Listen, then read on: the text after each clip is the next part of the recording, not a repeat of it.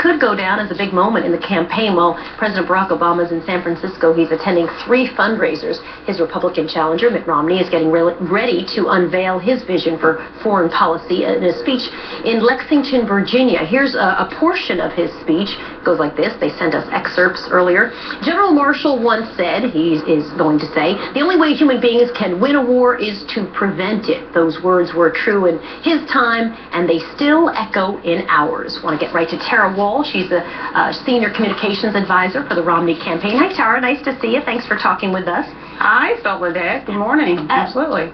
So we know, having read some of these excerpts that have been sent out by the campaign, that Governor Romney is going to focus on Israel, he's going to focus on the Palestinian territories, and of course, no big surprise, he's going to focus on Iran. Why don't you spell out for me exactly what Governor Romney's position is when it comes to Iran?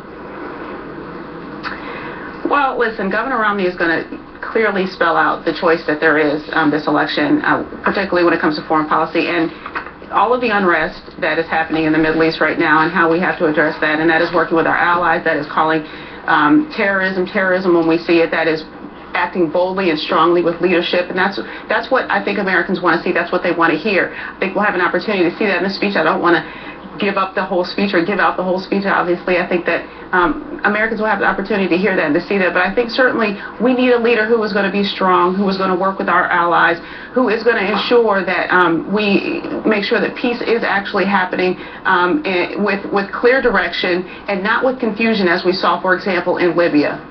So you're right. We don't want to give away the whole speech, and I couldn't deliver it as well as he probably could. But I want to read some of the excerpts that the campaign has given to us. So let's put the one where he's specifically talking about Iran. Let's put that up on the screen, and I'll read it. He says this: I will put the leaders of Iran on notice that the United States and our friends and allies will prevent them from acquiring nuclear weapons capability. I will not hesitate to impose new sanctions on Iran. So, you know, there are people who have said that that position, and the one spelled out even in more depth in some of these excerpts, is exactly the same as President Obama's position, isn't it?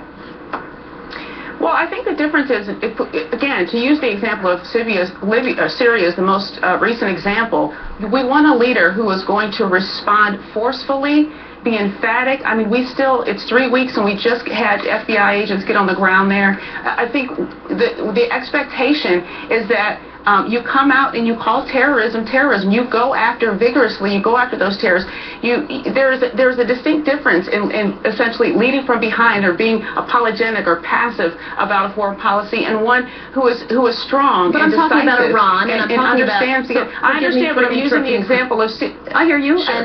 But I'm using the example of Syria because again, we want to give Americans the opportunity to hear directly from Governor Romney when he gives a speech today. And it looks like in the excerpts that have been distinct difference overall. In the excerpts that have been sent, yes. He absolutely covers Libya and Egypt and Syria and Afghanistan. So yes. There's a range. But let's talk about Iran for a moment.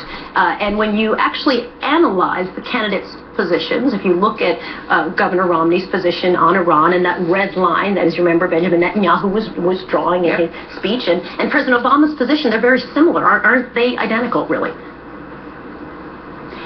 Well, Soledad, I'm not going to get into the back and forth on foreign policy. I'm not a foreign policy expert. And again, I think Americans need to understand there is a clear and distinct choice between these candidates relative to their approaches to foreign policy and how we lead, how we have led, how this president has led, how this president failed to lead it in a large degree. But if their positions are similar, if their positions are similar, Tara, then there's not a big difference between the two candidates. You can find, listen, Soledad, I'm sure you can find similarities in a number of positions with leaders on a number of different issues. The point being is there is a clear and distinct difference relative to how we lead when we deal with terrorists and when we're dealing with helping those who want to be free and democratic societies across across the Middle East. I think there are those clear differences that have been spelled out, that we do spell out in the approach that this governor takes and it plans to take relative to cracking down on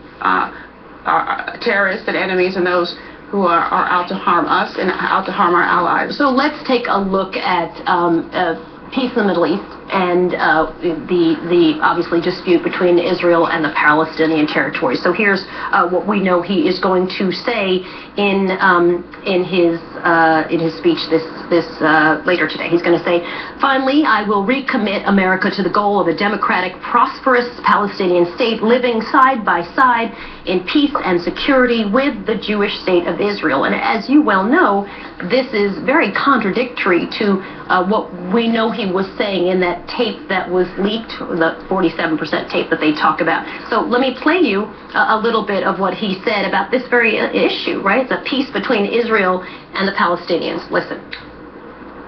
I'm torn by two perspectives in this regard.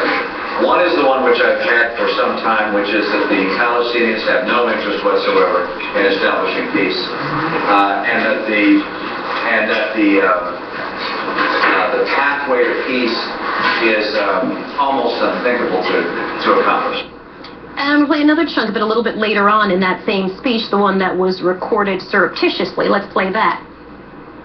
And I don't think the Palestinians not wanting to see peace anyway, for political purposes, committed to the destruction and elimination of Israel and these sort of issues, and I say there's just no way. And so what you do is you say you move things along the best way you can, you hope for some degree of stability, but you recognize this is going to remain an unsolved problem. Okay, so as you know, and you just heard, that's completely contradictory to what I read you the first time around. I will recommit America to the goal of a democratic, prosperous Palestinian state, living side by side in peace and security with the Jewish state of Israel. Those are completely contradictory. Which one is true? The fact is, it's the president who's failed in the negotiation process. He's the leader right now of this country, and he has failed to meet with excellent leaders of Israel. Answer for me about Governor Romney. We can talk about the president. That is my answer. No, that is my answer, Soledad. I mean, the answer is we have a leader who Governor Romney. Listen, I think that the governor has made his position clear relative to where we stand with Israel, and the president is the one that has failed, that decided to meet with entertainment folks and people like that rather than Benjamin Netanyahu. And I think that there's a clear position here. It's not. That's my point. It's not clear. My point, Tara. Well, hold on.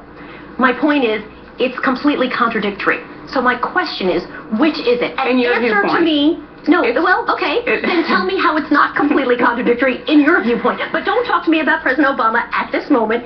Answer the question about Governor Romney. We will stand side by side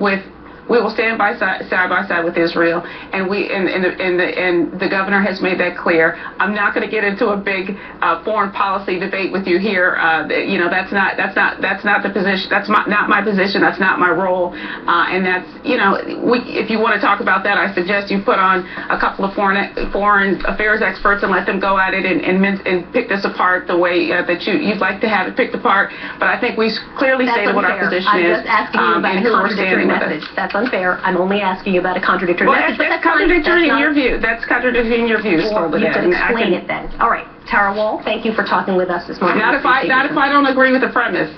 Or you could explain that even, I would take. But apparently we're not going to get to that either. Thank you for talking with us this morning. We appreciate it. Still ahead.